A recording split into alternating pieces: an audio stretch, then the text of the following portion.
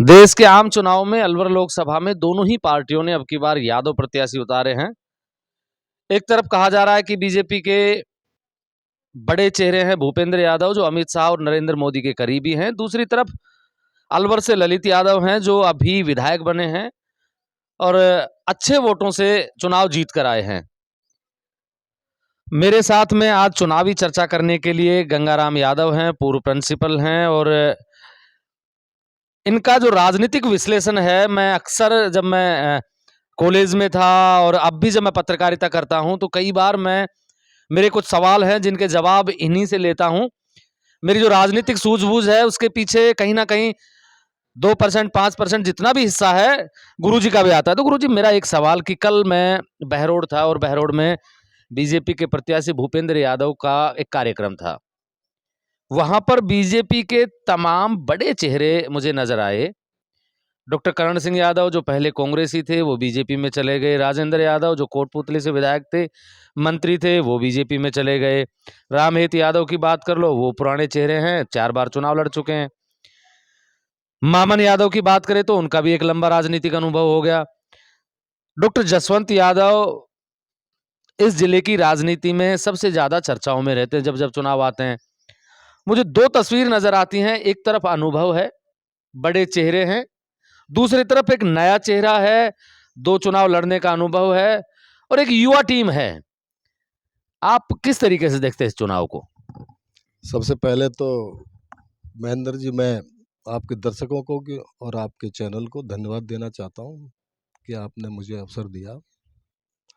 आपने जो सवाल किया कि एक तरफ अनुभवी टीम है जो भारतीय जनता पार्टी के साथ लगी हुई है, कांग्रेस के साथ में नए चेहरे हैं या नौजवान टीम उसके साथ लगी हुई है।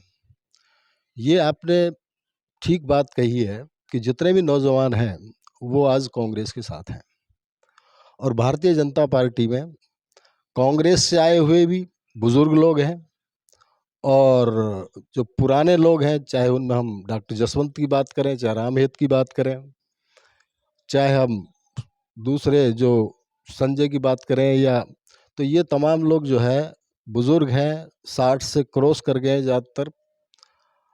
लेकिन देखना ये है कि आज की जो स्थिति है इलेक्शन की, आज में जिस पक्ष में जवान ज़्यादा होते हैं वो पक्ष प्रभावी होता है, हावी होता है।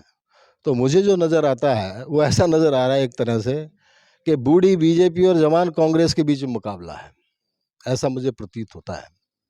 चुनाव का अंजाम क्या होगा, परिणाम क्या निकलेगा, ये अभी वक्त की बात है।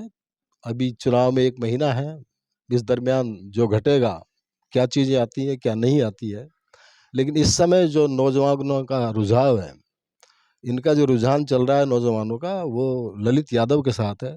और आपने ये कहा कि अनुभव, जहाँ तक उम्मीदवार की बात करें जिनका आपने चर्चा की कि भूपेंद्र यादव के पास में निजी तौर पर चुनाव लड़ने का कोई अनुभव नहीं है और ना ही चुनाव लड़ाने का अनुभव है। भूपेंद्र यादव इंचार्ज बन करके विभिन्न प्रदेशों में जाते हैं, या भूपेंद्र यादव आदरणीय नरेंद्र मोदी और अमित शाह जी के दूत का काम करते हैं, जो मैसेज लेके जाते हैं, जहाँ भी तोड़ फोड़ करनी होती है उसके अंदर भूमिका अपनी निभाते हैं, कहीं सफल होते हैं, कहीं सफल नहीं हो पाते हैं। इसलिए आज मुकाबला नौजवान और बुजुर्गों के बीच में है। तो ऐसा लगता है आज की तारीख में जहां हम वोट का देखते हैं तो लगभग 1,97,000 वोट कांग्रेस के पास अधिक है, भारतीय जनता पार्टी के कम है। अभी 3 महीने 4 महीने पहले जो चुनाव हुआ उसको मद्देनजर रखते हैं तो आज की स्थिति तो ये है कि कांग्रेस प्लस है। डॉक्टर करण सिंह यादव 25 साल से राजनीति में सक्रिय रूप से हैं। 98 से वो राजनीति कर रहे हैं, 98 से। कांग्रेस छोड़ के बीजेपी में जाने का क्या मतलब हुआ? क्या इसके सियासी मायने निकाले जाएं?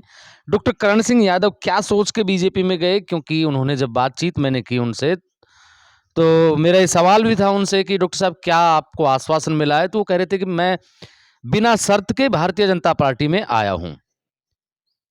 आपको क्या लगता है कि डॉक्टर करण सिंह यादव का कांग्रेस छोड़ बीजेपी में जाने से क्या प्रभाव पड़ेगा? देखिए, एक तो डॉक्टर करण सिंह की जहाँ तक बात है, डॉक्टर करण सिंह जी ने कभी भी एक मैच्योर पॉलिटिशियन की सियासत जो है वो आज तक दिखाई नहीं, और उनका जो काम रहा है वो मेडिकल के क्षेत्र में रहा है। इसलिए उनकी समझ के बारे में, चूंकि वो बुजुर्ग हैं, हमारे आदरणीय हैं, हम उनका सम्मान करते हैं, पर जहाँ तक राजनीतिक सूझबूझ का सवाल है वो हमें लगता है कभी उन्होंने दिखाई नहीं, और हवा के झोंकों के साथ वो चुनाव निकाल गए। अब वो क्यों चले गए बीजेपी में, ये एक ऐसा सवाल है जिसका जवाब कोई कारण नहीं बनता है, लेकिन उनकी जो पदलोलुपता है कि उन्हें काम राजनीतिक तौर पर कुछ नहीं करना है, क्योंकि राजनीतिक तौर पर आज तक कोई काम किया ही नहीं। उन्होंने 2 बार जो है अलवर जिले की नुमाइंदगी की है लोकसभा में, 2 बार नुमाइंदगी की है विधानसभा में, लेकिन अभी तक कहीं भी कोई अगर एक ईंट केंद्र सरकार के द्वारा डॉक्टर करण सिंह के कार्यकाल में लाई हुई दिखा दे कोई, तो हम मान जाएं। इसलिए डॉक्टर करण सिंह का तो कोई प्रभाव है नहीं, और अब तो पिछले 5 साल से कहीं कहीं पिक्चर में नहीं थे। अब वो कहाँ जाते हैं, कहाँ आते हैं, इससे कोई फर्क पड़ने वाला है नहीं। इससे ये ज़रूर फर्क पड़ेगा, कांग्रेस को जो लाभ हुआ है वो ये लाभ हुआ है कि हमें क्या होता है, जैसे ब्याह शादी होती है, अब ब्याह शादी में बुजुर्ग लोग आते हैं तो हमें बड़ा ख्याल रखना पड़ता है, काम उनका कुछ नहीं होता है। ब्याह में बाबा ने यहाँ बिठाओ, और फूफा ने यहाँ बिठाओ, मामा ने यहाँ बिठाओ, और बाकी अब उनकी भूमिका कुछ नहीं होती है। तो अब वो तो फूफा जी की भूमिका में है या दादाजी की भूमिका में है, तो कांग्रेस का पीछा छूट गए, बड़े फायदे की बात रही कांग्रेस के लिए। भारतीय जनता पार्टी को इससे कोई लाभ मिलने वाला है नहीं, क्योंकि लाभ की जहाँ हम बात करें तो भारतीय जनता पार्टी को क्या लाभ हुआ वो तो सबको पता था, विधानसभा में पता था। डॉक्टर करण सिंह यादव तो भाजपा के साथ हैं, क्योंकि विधानसभा में टिकटों का जब निर्धारण हुआ, जब टिकटें निश्चित हुई, उसी समय उन्होंने संकेत दे दिया, और उनके फॉलोवर जो सबसे करीबी फॉलोवर है, जिसके अंदर जो है आप बस्ती राम जी गिन सकते हैं, तो उन्होंने तो एक बड़ा सा ऐड दिया था अखबार के अंदर, और कमल का निशान लगा के दिया था, उसमें साफ संकेत दे दिया था। ये अलग बात है कि उन्होंने फॉर्मली रिजाइन नहीं दिया था, बाकी तो वो जा चुके थे। और बस्ती राम के जाने का मतलब ये निकाला जाता था करण सिंह अब बीजेपी के लिए काम कर रहे हैं, लेकिन चूंकि वो काम तो कभी कुछ कर नहीं पाए, इसलिए उसमें भी कुछ काम कर नहीं पाए वो, ना बीजेपी के लिए ना कांग्रेस के लिए निजी तौर पर। आगे मुझे कोई संभावना ऐसी लगती नहीं है कि डॉक्टर करण सिंह को काम कर पाएंगे। वो कुर्सी की लालसा उनको लगातार लगी रहती है, और उसी कुर्सी की लालसा ने ही उनकी राजनीति के अंदर ऊंच नीच दिखाई कि आप 2009 के अंदर आपको कोई जरूरत नहीं थी बहरोड से लोग विधानसभा का चुनाव लड़ने की, आप मेंबर ऑफ पार्लियामेंट थे, आप अपने उस पर टिके रहते। आपने जिस व्यक्ति को टिकट दिया गया था 2009 में, जखराना के थे पुलिस इंस्पेक्टर, उनको टिकट दिया गया था, वो यादव कम्युनिटी से थे। तो ऐसा भी नहीं है कहीं वो यादवों के पक्षधर हो, वो भी यादव कम्युनिटी से आए थे। उनका टिकट कटवाने के लिए भंवर जितेंद्र जी को मौका मिल गया कि आप उनका टिकट कटवाते तो सिर्फ एक ही शख्स है जो चुनाव निकाल सकता है विधानसभा का बहरोड से, और डॉक्टर जसवंत के मुकाबले वो है करण सिंह, और करण सिंह को 20,000 से मात खानी पड़ी। नतीजा ये निकला कि 5 साल तक वो घर बैठे रहे, 5 साल क्या 10 साल बैठे रहे। 2009 से लगा करके 2018 तक 9 साल तक घर बैठे रहे। इस 2018 दौरान उनको कैबिनेट मंत्री भी बनाया गया था। नहीं, वो कैबिनेट मंत्री का दर्जा उनके पास था, 20 सूत्री कार्यक्रम के उपाध्यक्ष थे वो उनकी नज़दीकियाँ जो है अशोक गहलोत जी से थी, और अशोक गहलोत जी ने एक बार नहीं 2 बार, महेंद्र जी मैं आप करेक्ट करना चाहूँगा कि जब वो एमएलए थे तब भी उनको ये दर्जा प्राप्त था, और जब वो एमएलए हार गए थे तब भी वो दर्जा प्राप्त था। कांग्रेस के पास उनके लिए जो भी कुछ देने का था वो बार बार उनको दिया है, उनको बाकायदा सम्मान दिया गया है, कांग्रेस के अंदर उनको सीनियर लीडर के रूप में संबोधित भी किया जाता रहा है। लेकिन इस वक्त आकर के वो बीजेपी में भले ही चले गए, लेकिन समाज के अंदर जो लोगों की सोच समझ है उसमें उनका सम्मान गिरा है बढ़ने के बजाय, मुझे ऐसा लगता है। डॉक्टर जसवंत यादव जब भी बयान देते हैं वो भंवर जितेंद्र सिंह को पानी पी पी कर कोसते हैं। वो ये कहते हैं कि अहीरों के खिलाफ है, अहीरों की राजनीति भंवर जितेंद्र खत्म कर दी। इसके क्या मायने हैं? क्योंकि डॉक्टर जसवंत यादव जब भी ये बयान देते हैं, भूपेंद्र यादव नहीं कहते हैं ऐसा, डॉक्टर जसवंत यादव जब भी ऐसा बयान देते हैं तो क्योंकि सियासत में और राजनीति में बयानों के ही महत्व है। क्या कहना चाहते हैं डॉक्टर जसवंत? देखिए, ये कहना कि अहीरों की राजनीति खत्म कर दी, ये अहीर जाति की कमजोरी को प्रदर्शित करना है। अहीर जाति आज अलवर जिले के अंदर चाहे वो कोई सा भी क्षेत्र है, चाहे वो कृषि का क्षेत्र है, चाहे वो शिक्षा का क्षेत्र है, मेडिकल का क्षेत्र है, टेक्नोक्रेट्स हैं, पुलिस फोर्स में, मिलिट्री के अंदर, जहाँ भी हम देखेंगे तो अहीर जाति इतनी कमज़ोर नहीं है, अहीर जाति इतनी बेवकूफ़ नहीं है कि उनके अस्तित्व को कोई व्यक्ति ख़त्म कर दे या उनके एग्जिस्टेंस को कोई छोटा कर दे। ये जो अहीर राजनेता हैं, ये इनकी अपनी करतूत है जिसकी वजह से ये छोटे बड़े होते रहे हैं। मैं नहीं समझता भंवर जितेंद्र वो शख्सियत है कि वो डॉक्टर करण सिंह का कद छोटा कर दे या डॉक्टर जसवंत का कद छोटा कर दे। ऐसी ताकत मुझे भंवर जितेंद्र नज़र नहीं आती, क्योंकि किसी भी राजनेता का जो पब्लिक की पॉलिटिक्स करता है, जनता के वोट से नेता बनता है, उसका जो आधार जनता होती है और जनता ये निर्णय करती है कौन बड़ा है कौन छोटा है। भंवर जितेंद्र सिंह जी स्वयं को, उन पर अहीर जाति ने उनके परिवार पर एक से अधिक बार विश्वास किया। मैं आपको याद दिलाना चाहूँगा महेंद्र जी, 91 के अंदर भंवर जितेंद्र जी की माता जी ने चुनाव लड़ा, युवरानी साहिबा ने। युवरानी साहिबा को बहरोड जिताता है, युवरानी साहिबा को मुंडावर जिताता है, खैरतल जिताता है, तिजारा जिताता है। और जो कांग्रेस कैंडिडेट थे उनको मात्र 75,000 वोट आते 91 के अंदर, जिसके कांग्रेस के वोट भी उसी में समा गए, हीरो के वोट भी उसी में समा गए। और जो दूसरे उम्मीदवार थे यादव, रामजी लाल यादव, उसके 11,000 वोट आते हैं उनके, उसमें 8,000 वोट मुंडावर से आते हैं जाटों के, 3,000 वोट रिश्तेदारों के आते हैं। तो इनका अहीरों ने साथ दिया है। अब ये अलग बात है कि पिछले कुछ दरमियान में इन राजनेताओं के बीच में जो टसल रही, उसका नुकसान जो है वो अहीर एम्प्लॉय ने भी उठाया है, अहीर जनता ने भी उठाया है, क्योंकि इन राजनेताओं ने लोगों के दिमाग में ये डाल दिया कि ये जाति की राजनीति है, और उस जाति की राजनीति के चलते हुए भंवर जितेंद्र को 2 बार वोट बिल्कुल यादवों के नहीं मिले, लेकिन 2009 के अंदर भी यादवों के वोट भंवर जितेंद्र को मिले हैं। इस बात को ना करण सिंह को भूलना चाहिए, ना डॉक्टर जसवंत को भूलना चाहिए कि जो डॉक्टर जसवंत 20,000 वोटों से 2008 में बहरोड के एमएलए बनते हैं, उनकी पत्नी उसी बहरोड से भंवर जितेंद्र के खिलाफ चुनाव हार जाती है, बताइए 4 महीने बाद। तो ये कहना अपने आप को कमजोरी दिखाना है। डॉक्टर करण सिंह और डॉक्टर जसवंत अपने मुंह से अपनी कमजोरी को ही व्यक्त करना है, ऐसा मैं मानता हूँ। ऐसा जो इतिहास है अलवर जिले का वो ये बताता है कि जब जब बीजेपी और कांग्रेस ने यादव उम्मीदवार उतारे हैं, दोनों ने, तो कांग्रेस का उम्मीदवार भारी पड़ा है। नहीं, ये तो आप बिल्कुल ठीक फरमा रहे हैं। मैं यदि नज़र डालता हूँ 98 से, उससे पहले हम बात करें 80 की, 85 की और 89 की, तो उसके अंदर भारतीय जनता पार्टी से कांग्रेस का मुकाबला नहीं था, जनता पार्टी या जनता दल से मुकाबला था। वहाँ इन 3 इलेक्शन के अंदर जहाँ आप दोनों तरफ से अहीरों की बात कर रहे हैं, तो 80 के अंदर रामजी लाल जी आए, वो जनता पार्टी से थे। कांग्रेस से राम सिंह यादव थे, राम सिंह यादव चुनाव जीत गए। 84 के अंदर फिर जो है हरि सिंह जी आए, महिपाल जी आए, इधर से कांग्रेस से राम सिंह जी थे, राम सिंह जी चुनाव जीत गए। 89 के अंदर जो है फिर अहीर आमने सामने थे, जिसके अंदर एक तरफ राम सिंह यादव थे, एक तरफ रामजी लाल यादव थे। तो रामजी लाल यादव जो है जनता दल के कैंडिडेट थे, भारतीय जनता पार्टी कैंडिडेट नहीं थे। और भारतीय जनता पार्टी का अलायंस जरूर था उस समय। तो उस समय जो है रामजी लाल यादव चुनाव जीत गए थे, ऐसा एक बार हुआ।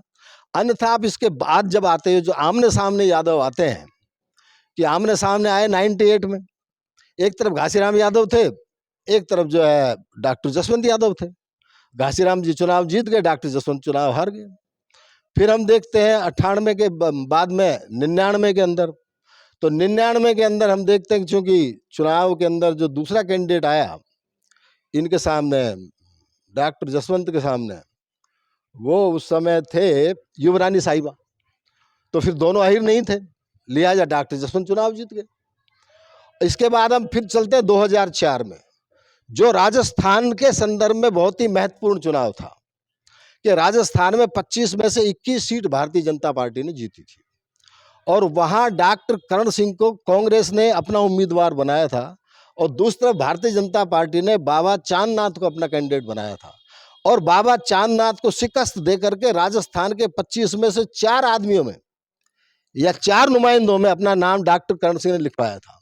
उससे उनका कद बहुत बड़ा बढ़ गया था और उस कद को स्वयं करण सिंह ने घटा दिया। वरना तो 2004 के अंदर एक ऐसी जीत हुई थी कि आप देखिए कि इनके अलावा जो 3 शख्सियत चुनाव जीती थी वो बहुत बड़ी शख्सियत थी, जिसके अंदर 3 में से तीनों जाके केंद्र मंत्री बने। आप देखिए यहाँ नमो नारायण मीणा थे जो चुनाव जीते सवाई माधोपुर से, इधर जो है सचिन पायलट थे जो चुनाव जीते दौसा से, शीशराम ओड़ा थे जो चुनाव जीते झुंझुनू से।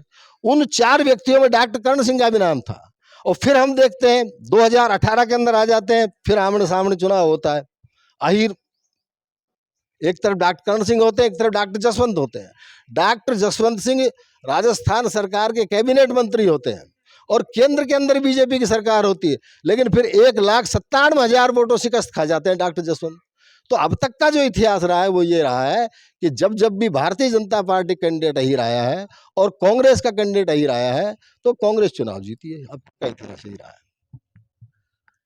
एक सवाल ये भी आता है कि प्रधानमंत्री नरेंद्र मोदी का जो ऑरा है युवाओं में बढ़ चढ़ के बोलता है।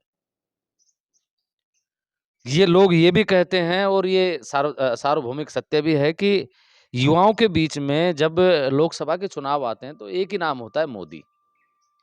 अब की बार क्या लग रहा है अलवर जिले के, अगर अलवर जिले की बात करें, अलवर लोकसभा क्षेत्र की, तो क्योंकि एक तरफ युवा हैं जो चुनाव खुद लड़ रहे हैं, स्थानीय हैं, क्या युवा इस बार बटेगा या फिर मोदी के नाम पर वो एक तरफ चला जाएगा? देखिए, हर चुनाव अपने अपने तरीके से अपने अपने मुद्दे लेके आता है। जहाँ तक आप युवाओं की बात करते हो कि वो नरेंद्र मोदी के साथ होता है। 2014 और 2019 2 इलेक्शन हुए हैं जिनमें हम कह सकते हैं कि युवा वोट की अधिकता नरेंद्र मोदी के साथ रही। नरेंद्र मोदी का 2014 के अंदर देश के अंदर बेरोजगारी को ख़त्म करने का एक मुद्दा था कि जो नौजवान हैं हमारे देश के अंदर जो है कौशल युक्त नौजवान नहीं है, उनको हम कौशल युक्त बनाएंगे और दुनिया के अंदर जो सबसे ज़्यादा नौजवान भारत में रहते हैं उनको रोज़गार मिलेगा। लेकिन ऐसा नहीं पाया गया। 2014 से पहले कोई भी नौजवान यदि कोई टेक्निकल डिग्री करके आता था, मसलन जैसे कोई भी लड़का इंजीनियरिंग करके आता था, तो उसकी नौकरी की पक्की गारंटी थी। चाहे उसको नौकरी उस समय 15,000 की मिले, लेकिन नौकरी मिल जाती थी। 2014 के बाद में बेरोजगारी भयंकर तौर पर बढ़ी। 2019 का देखते हैं तो वो इलेक्शन ही अटपटा था। वो इलेक्शन पहले पुलवामा किया गया और पुलवामा को उसी तरह से आजमाया गया जैसे राम मंदिर को आजमाया गया। जब ये देख लिया पुलवामा में कुछ हुआ नहीं तो एयर स्ट्राइक करा दी। अब वो एयर स्ट्राइक पे 2 तरह के मत है कि वो एयर स्ट्राइक वास्तव में हुई थी, नहीं हुई थी, कोई नुकसान पाकिस्तान को हुआ था, नहीं हुआ था, आज तक वो तथ्य सामने नहीं आया। लेकिन राष्ट्रवाद के नाम पर यहाँ के नौजवान ने एक तरफा उत्तर भारत के अंदर एक तरफा जो नरेंद्र मोदी की लहर चली। इस बार ये कहना बड़ा मुश्किल है कि नौजवान, क्योंकि नौजवान बेरोजगारी से बुरी तरह तंग आ चुका है। नौजवानों के पास में कोई रोजगार नहीं है, ना कोई रोजगार की योजनाएं दी जाती है, ना ऐसा कोई डेवलपमेंट किया गया जिससे रोजगार स्वरोजगार लोग कर सकें। तो इस बार मुझे संदेह है, खासकर अलवर के संदर्भ में जब आप बात करते हो तो अलवर और खासकर अहीर जाति के अंदर जो एजुकेशन का स्टैंडर्ड है वो दूसरी जो उच्च वर्णीय जातियां हैं जिनमें खासकर ब्राह्मण जाति है या वैश्य समुदाय से आते हैं या कायस्थ आते हैं, उनका मुकाबला अहीर जाति केवल अलवर जिले में करती है। तो वहाँ बहुत ज़्यादा पढ़े लिखे नौजवान इस वक्त परेशान हैं कि उनको कोई रोज़गार अब इस समय नहीं मिल रहा है। सरकारी नौकरियां तो लगभग बंद हो गई है। खासकर केंद्र सरकार में तो सरकारी नौकरियों में तो लगभग ताला लग गया है। अब वो ताला लगने का जो कारण रहा है वो प्राइवेटाइजेशन हो गया है। प्राइवेटाइजेशन के कारण जो है सरकारी नौकरी बंद हो गई। और खासकर युवा वर्ग के अंदर एक चीज़ और मैं महसूस कर रहा हूँ महेंद्र जी, वो ये महसूस कर रहा हूँ कि जो रिजर्वेशन का फंडा है, ये रिजर्वेशन का जो फंडा है और वो बिहार में जब से जाति जनगणना हुई है तब से क्या हर नौजवान के दिमाग में आ रहा है कि ये रिजर्वेशन को इनडायरेक्ट वे में ख़त्म करने का रास्ता है कि सरकारी नौकरियां निकालो मत, प्राइवेटाइजेशन करते रहो, जिससे उच्च वर्ण के लोग जो है वो वोट पाते रहें। वोट नहीं पाते रहे, उच्च वर्ण के लोगों को तो पैसे के आधार पर या उनके लाइजन के आधार पर उनको रोजगार मिलता रहे और जो रिजर्व कम्युनिटी है वो रोजगार से वंचित रहे। ऐसा लोग महसूस करते हैं, ऐसा मैं नौजवानों में देखता हूं, क्योंकि मैंने भी 30 साल तक नौजवानों को पढ़ाया, 11वीं-12वीं कक्षा में पढ़ाता था, बाद में प्रिंसिपल हुआ। तो मैं ऐसा महसूस करता हूँ, जो आकर के मेरे संपर्क में बच्चे जो आज जवान हो गए हैं, जिनकी उम्र 35 साल है, 32 साल है, 30 साल है, 28 साल है, तो ऐसा नहीं लगता है कि इस बार नौजवान, खासकर वो नौजवान जो पहली बार वोट दे रहा है और वो नौजवान जो दूसरी बार वोट दे रहा है, क्योंकि एक बार वो एयर स्ट्राइक के चक्कर में आ गया, लेकिन उसको कोई लाभ अपनी निजी जिंदगी के अंदर नहीं हुआ। लिहाजा ललित जो है वो नौजवान उम्मीदवार है, तो उसके प्रति ज़्यादा आकर्षण नज़र आता है। इजीली वो मिल सकता है, इजीली अप्रोच उसको किया जा सकता है। इसलिए फिलहाल तो ऐसा नज़र आ रहा है, अब आगे देखो क्या होता है महीने भर के अंदर। अब एक अंतिम सवाल कर लेते हैं। आपने कहा कि बूढ़ी बीजेपी और जवान कांग्रेस के बीच मुकाबला है। मुकाबला कहाँ तक पहुंचेगा? मुकाबला कड़ा रहेगा, मुकाबला एक तरफा जाएगा? देखिए, पूरे देश में जो चुनाव है, आप मुकाबले की जो बात करते हो, ये सामाजिक समीकरण से 90% इलेक्शन का हिस्सा सामाजिक समीकरण से तय होता है। जहाँ तक अहीर कम्युनिटी के अलवर जिले में बात कर रहे हो, वहाँ बिल्कुल मुकाबला रहेगा। मैं नहीं कहता कि भूपेंद्र जी को वोट कम मिलेगा या ललित को वोट ज़्यादा मिलेगा, ललित को कम मिलेगा, भूपेंद्र जी को ज़्यादा मिलेगा। ऐसा मैं आकलन करने की स्थिति में नहीं हूँ, ना मेरी ये हैसियत है कि मैं कोई बुझागर हूँ। लेकिन जो जातीय समीकरण है, वो आज जो है कांग्रेस के फेवर में है। उसी का नतीजा है कि कांग्रेस और भारतीय जनता पार्टी के बीच में इन 8 विधानसभा क्षेत्रों में जो वोटों का अंतर है, वो बहुत बड़ा अंतर है और उसकी वजह भी जातीय समीकरण ही रहा है। आज जो शेड्यूल कास्ट वोटर है, वो बीजेपी को वोट नहीं देना चाहता। आज जो शेड्यूल ट्राइब्स वोटर है, वो बीजेपी को वोट नहीं देना चाहता। आज जो नौजवान वोटर है, जो बेरोजगारी से त्रस्त है, वो बीजेपी को वोट नहीं देना चाहता। और जिस तरह से गोविंद सिंह डोटासरा और आपके सचिन पायलट जो हैं, और तीसरे हैं हमारे टीकाराम जूली, जो तीनों ही शीर्ष पद पर बैठे हैं। मैं इसके अंदर भंवर जितेंद्र की अपनी भूमिका रहेगी, वो एक अलग बात है। कांग्रेस की बागडोर अलवर जिले में उनके हाथ में है, लेकिन वो अन्य प्रदेशों में भी जाएंगे और उनका इतना प्रभाव मुझे नहीं लगता कि मतों तक वो अपना प्रभाव बहुत ज़्यादा छोड़ पाएंगे। लेकिन जो राजस्थान की 3 शख्सियत है, और ये ललित कुमार के लिए बड़ी अच्छी बात हुई कि उन तीनों शख्सियतों का ज्वाइंट उम्मीदवार है ललित कुमार। और जाट कम्युनिटी, गुजर कम्युनिटी और शेड्यूल कास्ट, शेड्यूल ट्राइब्स, वो इस बार ऐसा नजर आता है कि वो एक तरफा, लगभग मेजोरिटी वोट, या एक तरफा से मतलब 80% से ऊपर वोट वो कांग्रेस के फेवर में जाएगा, ऐसा प्रतीत होता है।